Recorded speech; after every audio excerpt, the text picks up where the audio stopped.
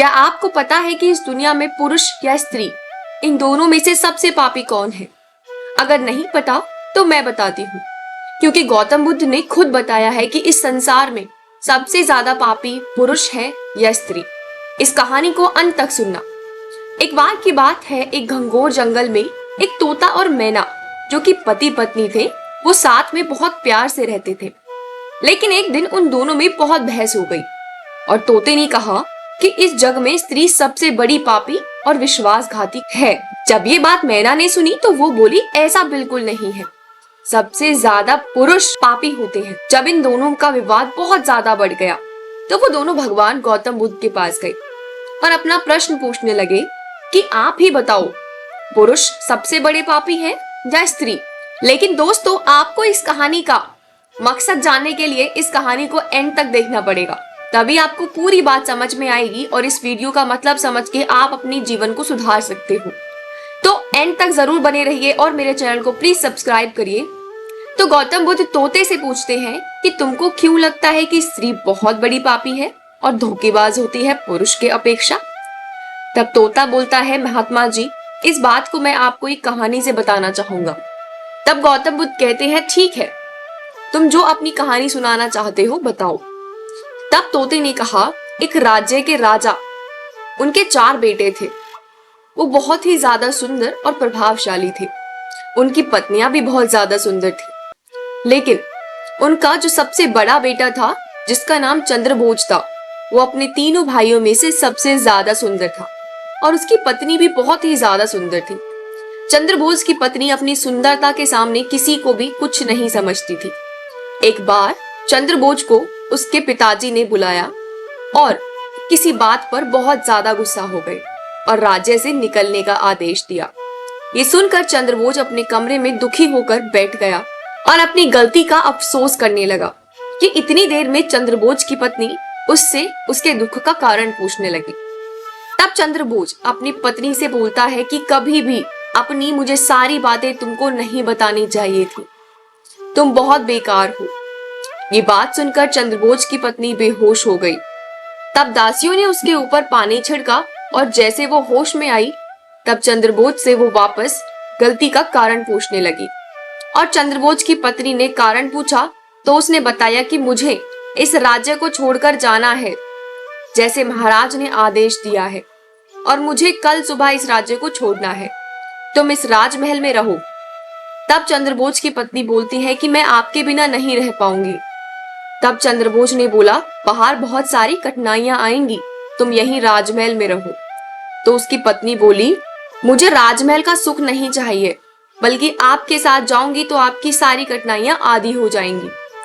तब चंद्रभोज ने कहा, ठीक है, तुम मेरे साथ कल सुबह चलना। और वो कल सुबह राज्य को छोड़कर चले जाते हैं। ज्यादा चलने की वजह से वो दोनों बहुत थक जाते हैं और जंगल में पेड़ के नीचे आराम करने लगते हैं। तभी एक जहरीला सांप रूपवती को पैर पर डस लेता है। तब वो जोर से चिल्लाती है, जिससे उसके पति की आंखें खुल जाती हैं। तब वो पत्नी को देखता है कि उसकी पत्नी की मृत्यु हो जाती है। वो अपने आप को बहुत कोसता है कि मैं इसको अपने साथ क्यों लेकर आया, और अपनी पत्नी रूपवती के लिए लकड़ियां इकट्ठी करता है। वो जब भी ये सब काम कर रहा होता है तो ये दृश्य एक देवदूत देख रहे होते हैं, और जब उसके पास जाकर वो उसकी परेशानी का कारण पूछते हैं तो वो बताता है कि मेरी प्यारी पत्नी को एक जहरीले सांप ने डस लिया और वो मर गई। अब मेरे जीने का कोई मतलब नहीं है, मैं इस दुनिया में जीना नहीं चाहता, मैं भी मर जाऊंगा। तब वो देवदूत बोलते हैं कि तुम क्यों व्यर्थ की चिंता करते हो, क्योंकि जीना मरना तो पृथ्वी पर रहता ही है, उसका जाना भी निश्चित है, और जिसकी मृत्यु परमात्मा ने जो लिख दी उसकी मृत्यु तभी होती है। तुम अभी जिंदा हो और तुम्हें बहुत और रानियों से शादी कर सकते हो। तब चंद्रभोज बोलता है कि इस पत्नीव्रता पत्नी के जैसी मुझे नहीं मिल पाएगी। तब देवदूत को लगता है कि ये अपनी पत्नी से बहुत प्यार करता है और इसके बिना नहीं रह पाएगा। तो देवदूत चंद्रभोज से बोलते हैं कि मैं तुम्हें एक ऐसा उपाय बताता हूँ जिससे तुम्हारी पत्नी जीवित हो सकती है। सुनो, तुम्हारी पत्नी की उम्र 20 साल थी जो पूरी हो चुकी और वो मर गई, लेकिन तुम्हारे जीने की उम्र 60 साल है जिसमें तुम 30 साल जी चुके हो। तुम्हारे पास अभी 30 साल बाकी हैं। अगर उसमें से तुम अपने 15 साल की उम्र पत्नी को दे सकते हो तो मैं तुम्हें एक मंत्र बताता हूँ। अगर वो पानी भरकर उस मंत्र को तुम बोलोगे तो तुम्हारी पत्नी 15 साल के लिए और जीवित रहेगी। लेकिन ये मंत्र अपनी पत्नी को मत बताना, क्योंकि अगर तुमने कभी भी ये मंत्र अपनी पत्नी को बताया तो उसकी तुरंत मृत्यु हो जाएगी। तब राजा चंद्रभोज अपनी पत्नी के पास जाकर ऐसे ही पानी का छिड़काव करते हुए उस मंत्र को पढ़ते हैं, जिससे उसकी पत्नी तुरंत जीवित हो जाती है। तब उसकी पत्नी बोलती है कि मुझे क्या हो गया था। तब चंद्रभोज बोलते हैं कि तुमको गहरी नींद आ गई थी और तुम सो गई थी। फिर वो दोनों अपने सामान उठाकर आगे चलने लगते हैं। तभी चंद्रभोज को जोर से प्यास लगती है और वो बोलता है कि सामने कुआं है, मैं पानी पीने जाता हूँ। अगर तुमको प्यास लगी है तो तुम्हारे लिए पानी ले आऊं। तभी रूपवती बोलती है तुम जाओ। तब चंद्रभोज कुआं के पास चले जाते हैं पानी पीने के लिए। तब रूपवती देखती है कि सामने एक कुटिया में एक भिक्षुक ध्यान लगा बैठे हैं। तब रूपवती उनको देखती है तो मंत्रमुग्ध हो जाती है। वो उन भिक्षुक के पास जाती है और कहती है आप तो बहुत सुंदर हो। तब भिक्षुक उसकी तरफ देखकर बोलते हैं तुमको मैं अपने पास रख लेता अगर तुम्हारा पति नहीं होता। तब रूपवती उस भिक्षुक से बोलती है कि मुझे आप बताओ, मैं ऐसा क्या करूं कि मैं आपके पास ही रह जाऊं। तब भिक्षुक बोलते हैं कि तुम अपने पति को जो कुएं के पास गया हुआ है उसमें धक्का दे दो और वो मर जाएगा, तुम मेरे साथ रह लेना। तब उसकी पत्नी चंद्रभोज को कुएं में धक्का दे देती है और वो कुएं में गिर जाता है। तब भिक्षुक उसे लेकर शहर चले जाते हैं। भिक्षुक को गाना गाने का बहुत शौक था, तो वो शहर में गाने गाना लगते हैं और रूपवती को नाचने के लिए उसे प्रेरित करते हैं। इस तरह से लोग इन दोनों को बहुत पसंद करने लगे और दोनों ने खूब पैसा कमाया।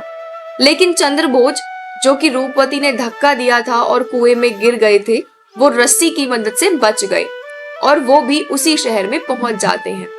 एक दिन वो अपनी पत्नी को नृत्य करते हुए देखते हैं और उनकी रूपवती पत्नी भी उसे देख लेती है। एक दिन रूपवती सोचती है कि चंद्रभोज बच कैसे गया, उसे हर हाल में मरना पड़ेगा। तब रूपवती राजा के दरबार में नृत्य प्रदर्शन करती है और राजा को उसका नृत्य बहुत पसंद आता है, तो वो उससे खुश होकर उसे कुछ मांगने के लिए कहते हैं। रूपवती कहती है कि इस शहर में एक चोर है जो मेरा सारा सामान चोरी कर चुका है और खुला घूम रहा है, उसे मृत्यु दंड दे दीजिए महाराज।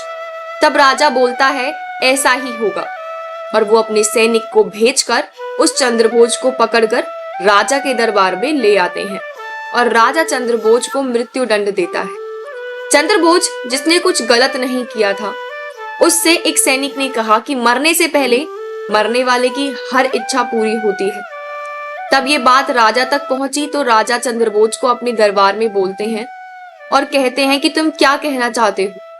चंद्रभोज बोलता है कि उस स्त्री को मेरे सामने पेश करो, तभी आपको बताऊंगा। तब रूपवती दरबार में आती है तो वो रूपवती से बोलता है कि तुम मेरी पत्नी हो, तुमने मेरे साथ बहुत गलत किया। लेकिन रूपवती सब कुछ मानने से इनकार कर देती है। तब रूपवती को बताता है कि कैसे एक सांप ने उसे डस लिया था और वो एक मंत्र पढ़कर उसको जीवित करता है, उसको अपनी आधी जीवन को दान देता है। मंत्र बताने के तुरंत बाद रूपवती की मृत्यु हो जाती है। तब राजा बोलता है कि तुमने ऐसा क्या किया कि रूपवती मर गई, और वो सारी कहानी राजा को विस्तार में बताता है। ये सुनकर राजा बहुत चकित हो गए और उसे बरी कर देते हैं। तब तोता बोलता है गौतम बुद्ध जी, स्त्री सही में बहुत पापी होती है और विश्वासघात करती है। इस बात पर मैना बोलती है अगर आपने तोते की कहानी सुनी है तो आपको मेरी भी कहानी सुननी होगी। तब गौतम बुद्ध जी बोलते हैं कि तुम भी सुनाओ। तब मैना बोलती है एक राज्य में पति पत्नी साथ रहते थे।